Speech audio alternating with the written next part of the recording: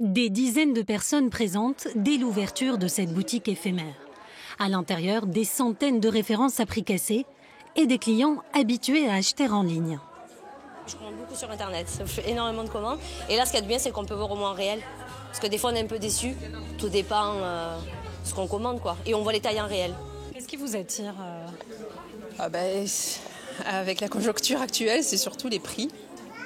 Donc voilà, et puis comme ma fille aime s'habiller, je dis bon, c'est peut-être l'opportunité de trouver des petites choses sympas. C'est des habits qui sont pas très chers et à chaque fois que j'ai commandé, c'était plutôt intéressant. Pas très cher, mais à quel prix?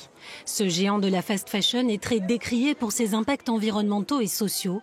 Pourtant, cette semaine, des milliers de clients sont attendus à Marseille. On attend entre 2000 à 3000 personnes par jour, mais dans des pop-up qui historiquement étaient un petit peu plus petits, donc peut-être qu'on aura un peu plus cette fois-ci. En revanche, on a mis des mesures de sécurité extrêmement strictes, donc on a une jauge de 450 personnes maximum en simultané à ne pas dépasser. Donc voilà, ça sera en fonction de la rotation des gens. Pour les acteurs locaux de la mode, le retour de cette marque dans la cité phocéenne est de la concurrence déloyale. Effectivement, Chine ne respecte pas beaucoup de règles et aucune de nos valeurs.